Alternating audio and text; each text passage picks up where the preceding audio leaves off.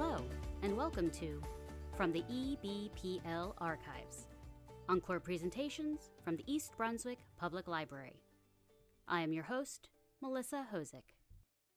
This event was presented as part of our Just for the Health of It initiative. Just for the Health of It is a proprietary health literacy program developed by the East Brunswick Public Library to promote health literacy in Middlesex County. To learn more, visit justforthehealthofit.org. Now, enjoy the program. Welcome and thank you for joining us this afternoon for today's Lunch and Learn, Asthma, Finding the Ease in Your Wheeze. My name is Kathy Chern and I am a consumer health librarian at East Brunswick Public Library.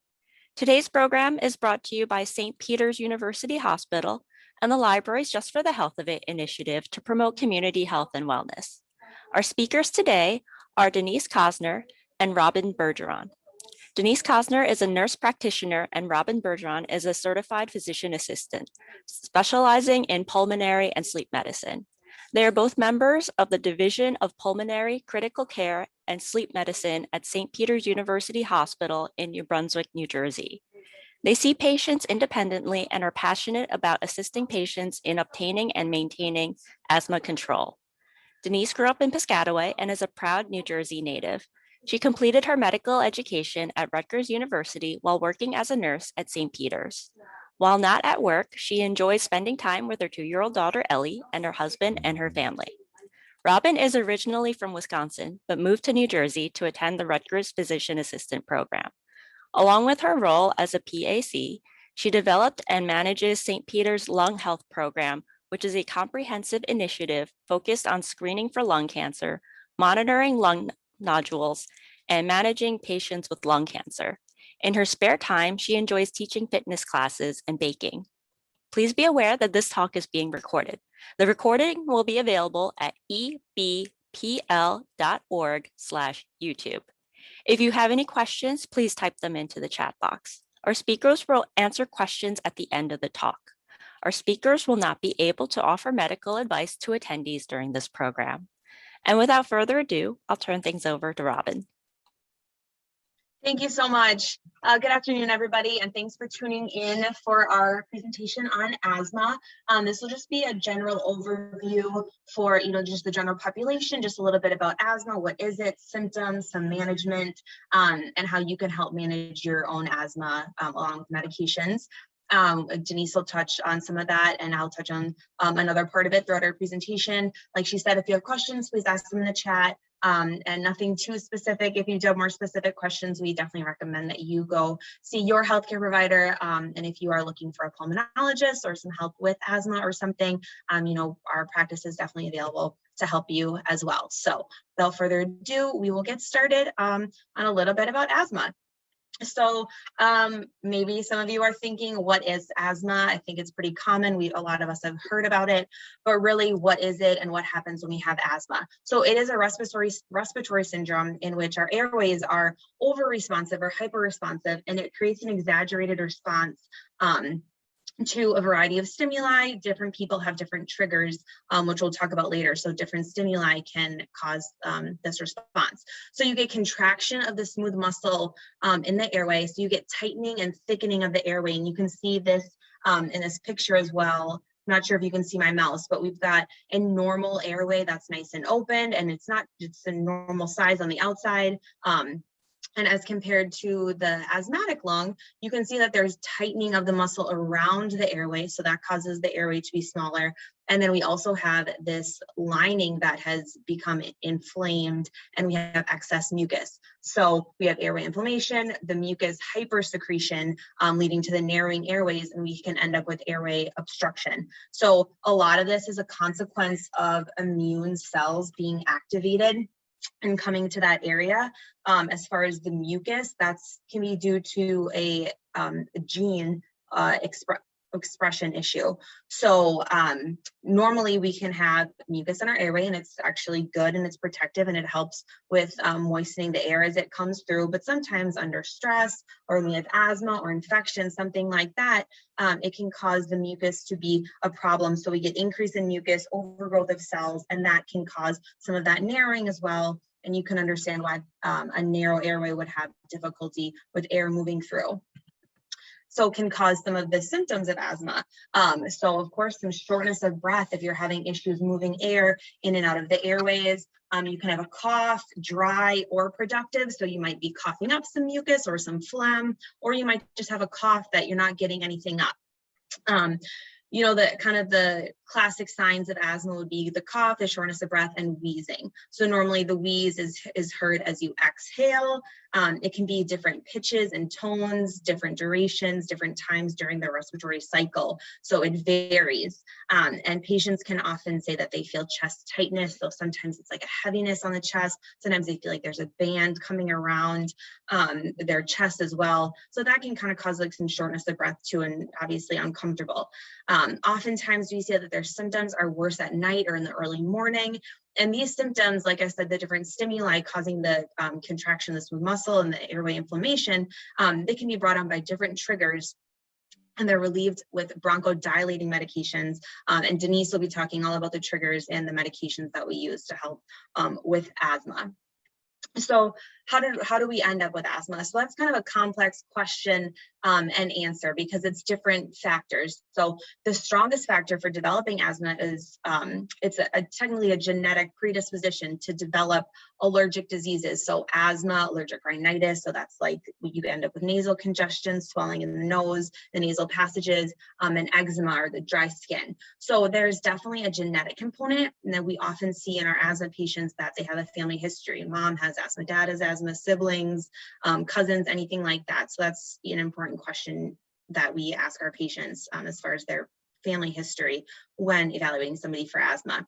And then also environmental factors. So maybe you do have this genetic predisposition, and then you get into contact with some stimuli in the environment that can really turn on the genes for asthma. So maybe being exposed to smoking, whether you're smoking yourself or secondhand smoke, of course, exposures in the workplace or exposures just in the air, air pollution, fires, chemicals, anything like that. Those are all things that we inhale that aren't clean air that can be definitely irritating to our airways. And when we're already having these hyper responsive airways, adding that into it can really create a problem. So like I said, it's kind of a complex question, but definitely some different factors that play into whether or not you develop asthma, and can be also how bad your asthma is. So if we're thinking a patient might have asthma, we ask them their detailed, like I said, their family history, questions about themselves, exposures, anybody in the family with asthma. We see adult patients, so we always want to know, were you diagnosed as a child, or when did these symptoms occur? We have a very detailed history to evaluate these patients. So maybe we think they have a chance for having asthma. We want to do some breathing tests. So I won't get too far into the breathing test, but really it's to understand better their lung function. So there'll be different things they'll have to do, like breathing in as much air as they can, holding it, exhaling, and having tests of your lung volume and your lung functions. So this little thing over here is called a peak flow meter. And that's something that we use in the office to monitor our patients' breathing, and they can take home as well. So it's a little device here that we'd have a patient hold, and they would take a deep breath in and exhale as hard, as fast as they can. And that helps us give an idea of their breathing. And then as far as allergy testing, there's blood tests and skin tests. And some of the tests that we use would be to determine if the patient is eligible for certain medications that might help with their asthma. So it's really, our evaluation is a case-by-case basis. So depending on what we think the patient needs or their history, different tests have different utilization. So you have these tests done, you're diagnosed with asthma, now what? So the management of asthma is multifactorial. So we take all of these things into consideration. So, like I said, Denise will talk about the triggers. So avoiding and eliminating triggers or things that are causing you to have asthma symptoms. We definitely take a lot of time to educate our patients, just like even some things from this talk, what is asthma? How do we get it? How are we testing for it? What are we doing? What can you do to help your asthma? How do you use your medications?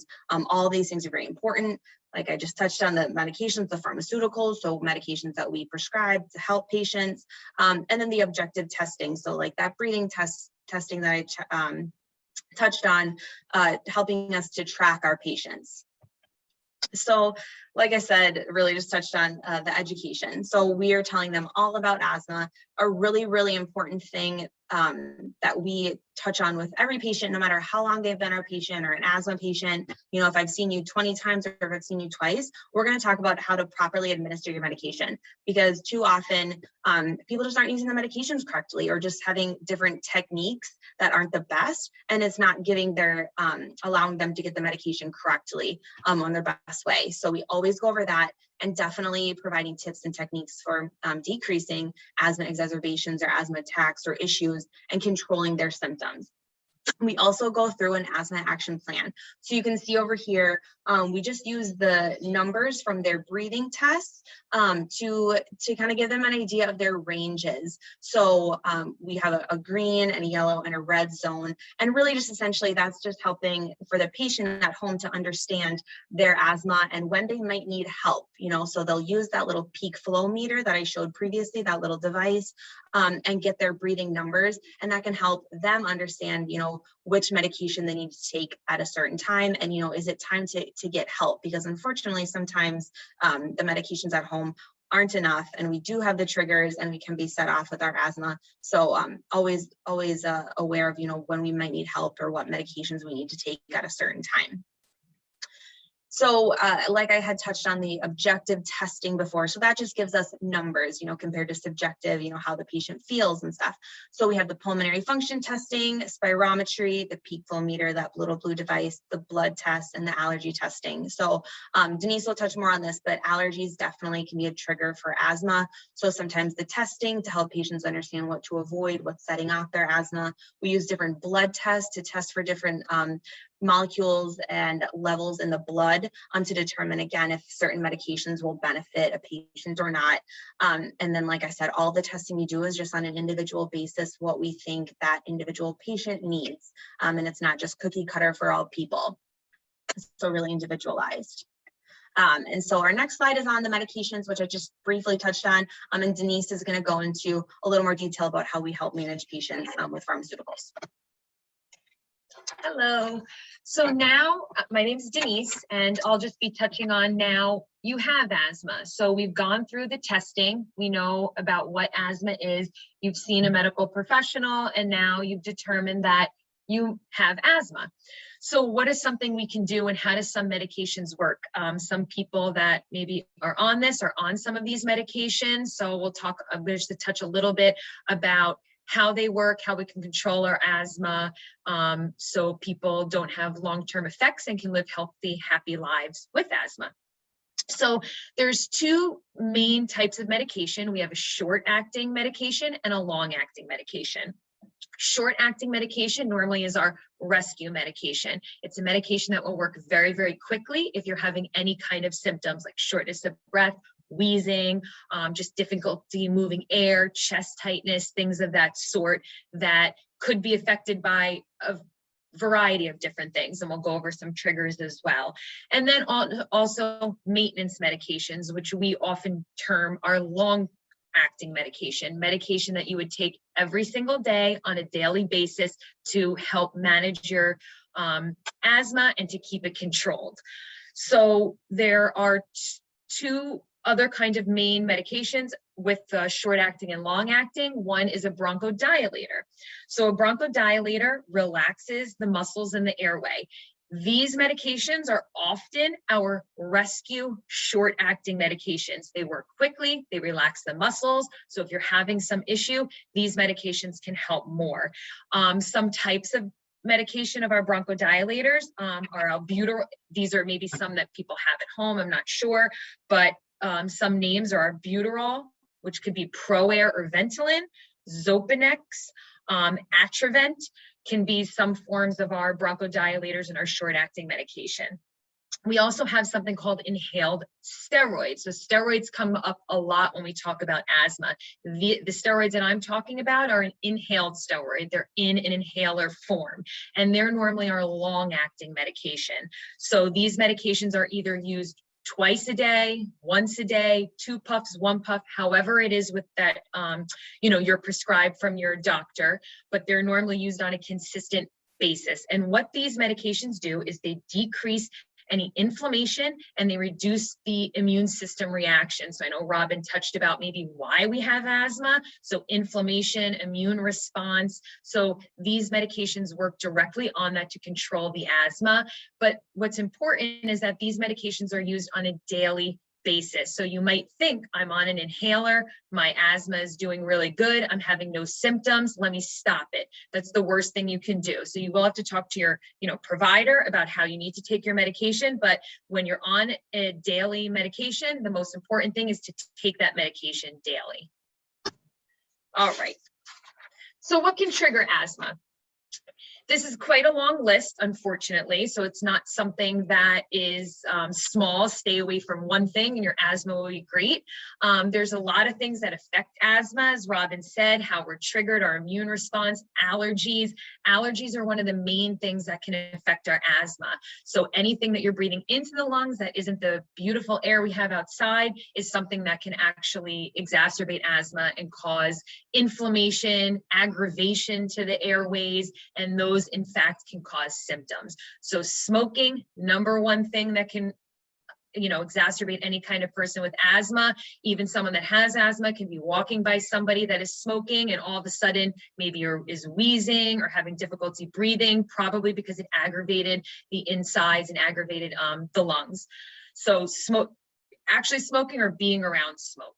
Humidity, so air and temperature affects our asthma, unfortunately. Humidity can increase the inflammation. Cold air can constrict the airways, which can also lead to poor controlled asthma and increased symptoms. Air pollution, pollen, animal dander, unfortunately cats more than dogs, so cat hair, some dogs that are shed a lot, things of that nature can really affect our asthma. Cockroaches, dust mite, mold, and urinary protein specifically from rodents, so like mouse and rat and things of that nature. So this is quite a scary picture, but this is a dust mite, and this is something that's on this is a large picture of this guy, but on a smaller scale, this can really affect people's asthma. So it puts it into perspective that very small things, though even unseen, can really make an effect on your asthma. So maybe some diseases or conditions that can worsen asthma. We'd like to think, again, that asthma is something just easy and narrow that we can take care of, but unfortunately it's not. It's triggered by a lot of things, and also a lot of underlying conditions can also exacerbate it, specifically worsen symptoms. So the first thing is obesity. So obesity can aggravate asthma, as the inflammation is complicated by obesity because certain cells that affect asthma can be altered due to increased adipose tissue. So if you have increased tissue, it can affect some of the cells that work on asthma and increase your symptoms. Also, in general, carrying around extra weight can make it more difficult to breathe, even in human air, or if you're exposed to an allergen, if you're carrying around extra weight, it can be a little bit more difficult to get that breath in because you have extra adipose tissue. Obstructive sleep apnea. Obstructive sleep apnea is cessation of breathing during the night. So it's an apnea or stopping breathing during the night. This can affect asthma because this can increase symptoms at night. People with asthma do often have some increased nocturnal symptoms, we call it, or symptoms at night, and treatment of obstructive sleep apnea can actually help manage your asthma because it helps get better air and oxygen flow at night, decreasing your nocturnal symptoms, and also not irritating the upper airways. If you're not getting enough oxygen breathing at night, our upper airways can be aggravated and it can increase your asthma symptoms. So this also goes along with allergic rhinitis. Allergic rhinitis is another way of saying postnasal drip too. And these both can aggravate your asthma because it's the upper airways. If you have something that's dripping in the back of your throat or some allergens that are causing nasal congestion, it can all aggravate the upper airways, causing increased asthma symptoms. Acid reflux. Unfortunately, a lot of people suffer from acid reflux. This aggravates our asthma as the stomach acid can leak into the esophagus, creating a chain reaction leading to asthma symptoms. So you have the reflux gastric acid, which is irritating the nerve endings in the esophagus. And then what that does is it stimulates mucus production, and also the muscles will also be aggravated. So it will affect the upper airways and the small areas of the lungs, resulting in increased asthma symptoms. Also, in some cases, reflux can cause something called aspiration, we call it, and that's regurging some of the food, which can irritate the small airways and the upper airways, causing asthma symptoms. Wheezing, you're not getting enough air circulation going through. Inflammation can occur because of all of this, causing more difficulty breathing and increased asthma symptoms. And then smoking, as I said before, irritants, any kind of irritants. We should not be inhaling anything into our lungs except air, and any of that can cause inflammation, irritation, all the above, and can irritate our asthma symptoms. So how can we control asthma? So we know what affected asthma. We know what medications we can take to treat our asthma. And so what can we do? So use of medications as directed is the main thing. If you are prescribed medications to treat your asthma, taking it consistently, not stopping unless you talk to your healthcare professional, and correct technique. I know Robin spoke about that, and I'll just reiterate, we see people in our office all the time, I know there's many commercials out there for a lot of different inhalers that look like discs, inhalers that you pump, inhalers that, you open up a lid, whatever it is. So using the inhaler correctly is very important with correct technique. If you're using an inhaler and the medication is not getting into your lungs, it's not going to be helping your asthma. So on every single appointment that we do with our patients, we always make sure that they have proper technique, know how to use their inhaler, and are using it correctly. That's number one to treat our asthma. And avoiding allergens. So I talked a lot about what can increase our asthma symptoms. So things like, we want to make sure that you're staying away from people that smoke. If people smoke in your house, or if you have friends that smoke or anything like that, that can make a difference. So we want to make sure that we, stay away from things like that. Also, cleaning our house well. Again, dust mites, animal dander. If you have cats, we hate to tell people to get rid of their beloved animals, but at least make sure vacuuming well, making sure dusting. If you have carpets in the home, making sure all of that is clean. Changing your air filters, stopping smoking if you do, and identifying your triggers. So some people will be triggered by certain things. Maybe a certain cleaning product really have caused someone to have a lot more problems than another cleaning product. So making sure maybe what triggered you and staying away from them. So we try to help our patients. We go down a list when we see them, maybe what is irritating for you might not be irritating for somebody else, but knowing that personal triggers for yourself and staying away from them as much as possible. So how can we help you? So we do, again, asthma is not something that is, cut and dry. There's a lot, it's complex, and a lot of things can affect certain types of asthma and the way we control our asthma. So we want to make sure we manage all the conditions. There are certain, again, underlying conditions that can affect our asthma. So, sleep apnea, pulmonary fibrosis, pneumonia, sarcoid, some of these things listed here that could affect our asthma, and also just lead to other respiratory diseases as well. So we can help manage all of these conditions. asthma is reversible. So we use our medications right. We, follow the instruction of our physicians, stay away from our triggers, as people can live very long, healthy, happy lives with asthma. But uncontrolled asthma, not taking care of your asthma, taking your medications right, could lead to something called chronic obstructive pulmonary disease, or COPD, which leads to more management, can be more of a debilitating disease, and be harder to control. So we want to make sure that we don't get to that point. And if you have underlying asthma, or patients do, that we control it as much as possible. And just a little excerpt about asthma and COVID-19, because obviously everything right now, COVID-19 has been a hot topic. So good on the asthma front is that they did a lot of research and analysis of people with asthma and COVID-19, and they did not find any clear evidence of increased risk of COVID-19, diagnosis, hospitalization, severity, or mortality in patients with asthma. So just because you have asthma, it's good news that you are not any more at risk for people that don't have asthma in having problems with COVID-19, getting COVID-19, or hospitalized, or mortality of COVID-19. That saying, we're still encouraging, obviously, people to wash hands, wear masks, social distance, get the vaccine, things that we could prevent in general COVID-19. So that's actually the end of it. So I don't know if we have any, that was just a kind of an overview. We have any questions? I think we already do. So, so we have a couple questions.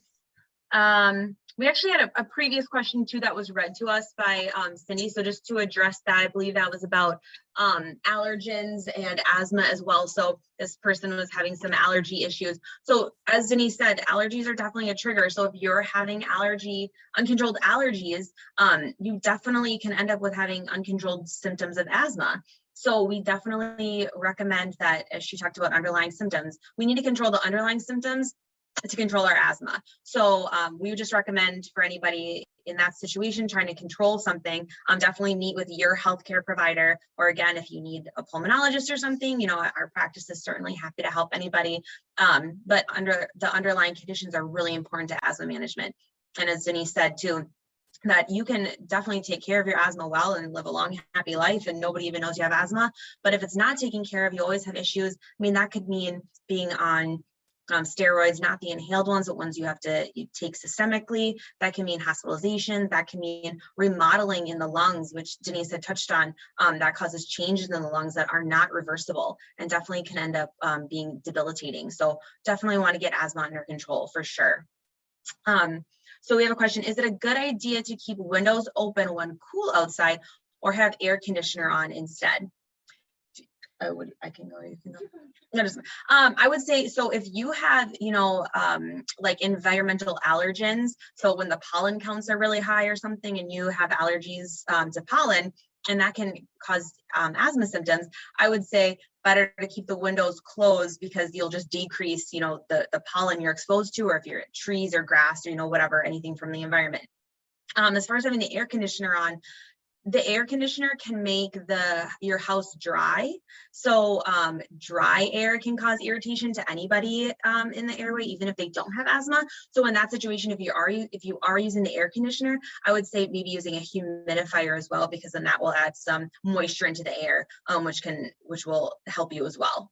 So I guess that's kind of your personal preference for what you're more comfortable with. But yeah, if you have your windows open, unfortunately, those allergens can get in.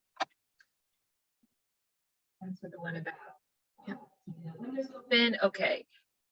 What is the difference between, I think they're saying Ventolin, parentheses 40 minutes, and Pro Air works 5 to 10 minutes. Fight with my insurance to get my doctor. I'm not really sure what the question is on this one. I apologize. Ventolin and Pro Air, I will just, again, I don't really understand this question too much, but Ventolin and Pro Air are essentially the same thing. They are albuterol. It's just Pro Air is a brand name. They're also different ProAir it gets a little complicated, but ProAir comes in a RespiClick versus an HFA, which is just a different way of getting the medication. So they are essentially the same thing. Unfortunately, insurance sometimes does dictate which inhalers are covered. So I'm not exactly sure of the, let me see if she. What's the difference between Ventolin? Maybe you're saying 40 minutes onset to working versus the ProAir works in 5 to 10 minutes. I would disagree with that because they're actually both short-acting medications. So you would take Ventolin if you're having, asthma issues, you're having shortness of breath or that chest tightness or wheezing, you would want that as a rescue. So you wouldn't want it to take 40 minutes to work, and it shouldn't. So again, I would say discuss with your doctor then as far as your fight with insurance. Unfortunately, we deal with the insurance companies every day, and it is a bit of a fight sometimes. So good luck with that. We have another. I've never found the rescue inhalers to do much. When I'm having a real coughing fit, I'll take albuterol. It has very minor effect. I always wonder what people do if they're having even a more severe fit than I am. So I would say, first and foremost, if a patient said this to me or called, said I'm not feeling well and I'm taking albuterol and it's not helping, I would go over the technique. And that's not to talk down to people by any means. It's that, as Denise said, like these inhalers come in all different ways to take them, and inhale slowly, inhale quickly, like it can be a lot. And it can also be coordination. So if you're taking a puff off an inhaler, you have to coordinate, the releasing the medication with the correct inhale as well. So I would say, making sure you're taking it correctly, making sure it's not expired or old, making sure you have the good coordination. And then, if you're having real coughing fits and issues, like maybe were you just exposed to something? Did you just walk through a cloud of somebody's cigarette smoke or something like that? So the underlying conditions as well. And people that are having more severe fits than you are, unfortunately, if a patient is having asthma symptoms that are not relieved by albuterol, at that point, we recommend getting medical attention and getting help, because while the airways become more inflamed and angry and irritated, they get smaller and smaller. And if the albuterol is not working to bronchodilate or open up the bronchioles, then unfortunately, it kind of only gets worse from there. So you might need medical attention. And then there's the question, is there any benefit to taking albuterol through a nebulizer versus an inhaler? So again, it goes back to technique. Some people find it easier to use a nebulizer. There's a lot less coordination of, pumping the aerosol spray down, taking a breath in, getting the medication. So some people find that they have better relief with the nebulizer because the coordination is a little better. So that would be a personal benefit. So possibly if there's a suspicion that the inhaler technique is not correct, as in you're not getting enough relief from the albuterol inhaler, sometimes taking the nebulizer, people find work better for them because it's a little bit easier to use. And then another question, how often are new asthma medications approved for use? So there's one class of medication that we didn't really touch on because it's not appropriate for everybody, and it's a little bit more detailed, and they're called biologics. So they're medications that are injected with needles or through an IV or something, and some patients require that. It's not daily, it's like every other week or monthly. So recently Dupixent was approved. So I guess recently there was one that was approved for a different indication with asthma. But there's always research going on with the immune system, and asthma has obviously an immune component. When we talked about that in the beginning with the different immune molecules and cells adding to the pathophysiology or the disease process of asthma. So, as far as the albuterols and stuff, those rescue inhalers, a lot of them are kind of tried and true, like been around for a while, but they're always doing new research on different medications and methods of administration. So the inhalers and nebulizers and all that. Is there anyone else? Oh, we got a question. We have a question.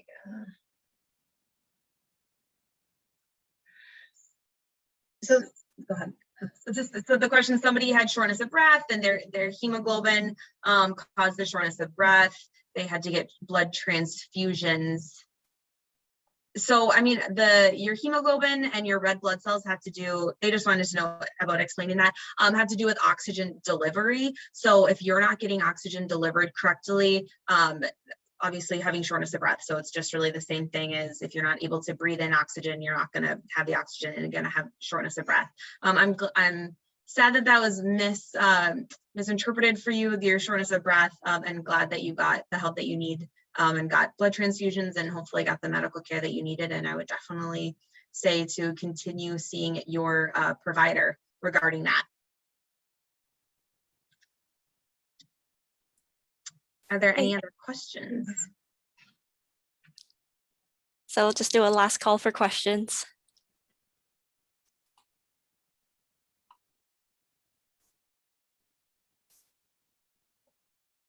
Got a straggler. Oh, okay. Just thanks. Okay. So if there are no more questions, then we'll conclude here. And so thank you, Robin and Denise, for taking the time to present on this topic, and then also for answering all of our questions. Sure, yes. Thank you so much you for having us. We hope you guys learned something. And of course, please call our office if you have additional questions or are looking for a provider. But thank you so much. All right, great. Thank you so much. And for everyone who's attended, thank you so much for attending.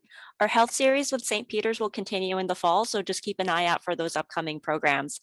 And thank you everyone again, and take care and stay safe. Thank you. Thank you.